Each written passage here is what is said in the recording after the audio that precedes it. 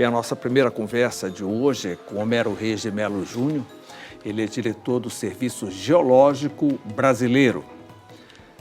É um prazer para a gente poder conversar aí nesse momento que os minerais estão provocando guerra, paz e assim por diante. E nós somos tão ricos nele. Mauro, eu quero agradecer a oportunidade de falar um pouco sobre o nosso trabalho, sobre a nossa empresa, Serviço Geológico do Brasil. E não é hoje, é na história da humanidade, Sim. né? Desde a pedra lascada. Né? Nós estamos dependentes dos recursos minerais. Por isso, nós somos defensores, né? O Serviço Geológico do Brasil é uma empresa pública, vinculada ao Ministério de Minas e Energia. Ele sucedeu a CPRM ou ele incluiu a CPRM? Ele é a CPRM. Ah, ele é. Nós, verdade... Apenas adotou uma nova marca. Isso. A Companhia de Pesquisa de Recursos Minerais foi fundada em 1969, quando o Brasil sofria uma grande crise e dependência internacional por recursos minerais. E com tantos aqui, né? Mas não se conhecia.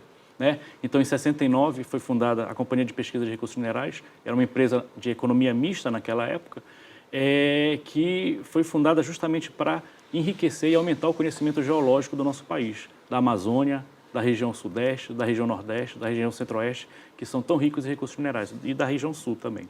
Então, nós fomos fundados com essa função de promover e de conhecer o território nacional, né, geologicamente, e buscar recursos minerais para diminuir essa nossa dependência do mercado internacional.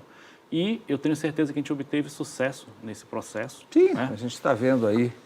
Hoje é o principal item da economia do nosso estado, principalmente, né? Exatamente. Então, a maior província mineral do mundo está aqui, na região de Carajás, né? Com ferro, níquel, cobre, ouro, diversos elementos terras raras, elementos como lítio, que são a fonte da revolução energética, né? Que eu costumo dizer que não é... Na transição, né? Não é mais uma transição, já é uma revolução, que a gente precisa desses minerais.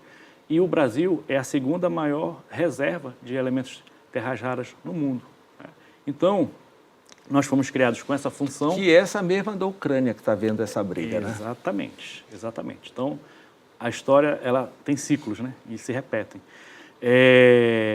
Então, nós fomos criados com essa função, só que, com o passar do tempo, nós começamos a desenvolver outras atividades na área de recursos hídricos e com a evolução da nossa sociedade. Não se falava em meio ambiente nos anos 70, nos anos 80, né? Não é verdade?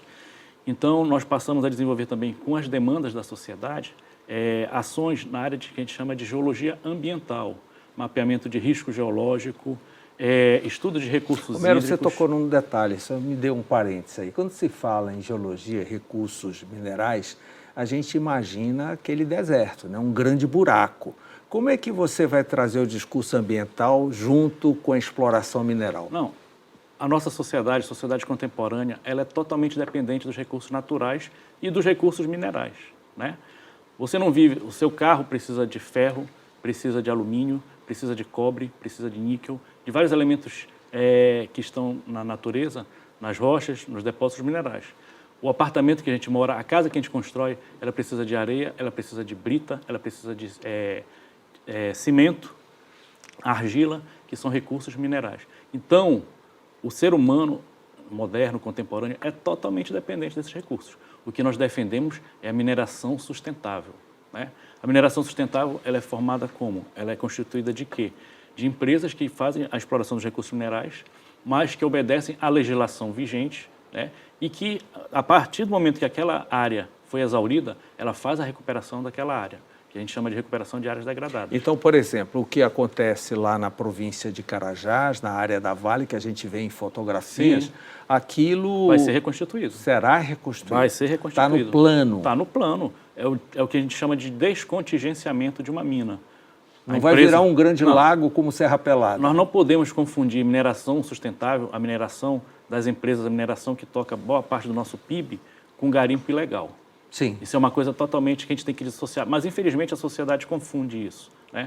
E a nossa função é justamente isso, orientar e mostrar que nós somos totalmente dependentes. Tem alguma função fiscalizadora com referência a esses garimpos ilegais? A Agência Nacional de Mineração, que também é uma instituição do Ministério de Minas e Energia, que é responsável tanto pela fiscalização como pelo licenciamento da exploração mineral no Brasil.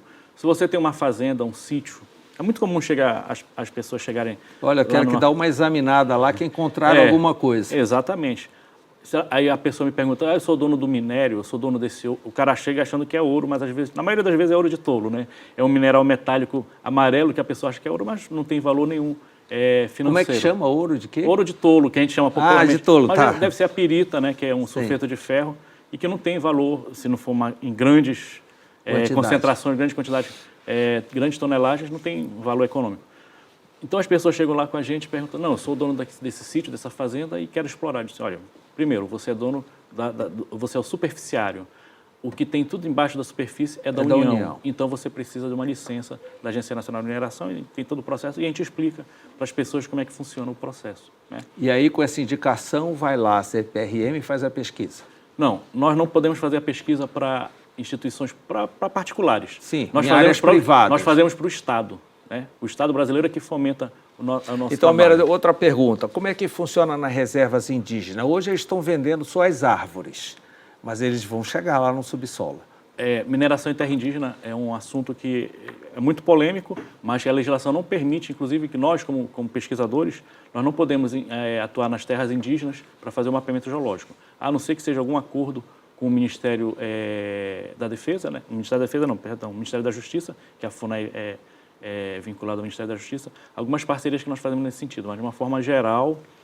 E a pesquisa hoje ainda é em loco? Tem que cavar o buraquinho lá? Já existe alguma tecnologia? Porque a gente ouve falar, por exemplo, qual é o interesse do Trump na Groenlândia, né? Que ele fez uma investigação aérea, né? E está lá todos os minerais que interessam para ele. Mauro, o desenvolvimento tecnológico hoje é tão grande e tão importante para a humanidade, por isso que a gente não pode dispensar a ciência, né? Nós somos pesquisadores, nós trabalhamos com ciência. Então, nós temos métodos de pesquisa por satélites, nós temos métodos de pesquisa aerogeofísicos. O Serviço Geológico do Brasil, a gente completou praticamente toda a malha territorial do Brasil, foi coberto com a aerogeofísica. Essa aerogeofísica é como se fosse um ultrassom do terreno e que vai te dar uma indicação, como se você estivesse fazendo uma ressonância magnética, assim, de uma forma mais didática,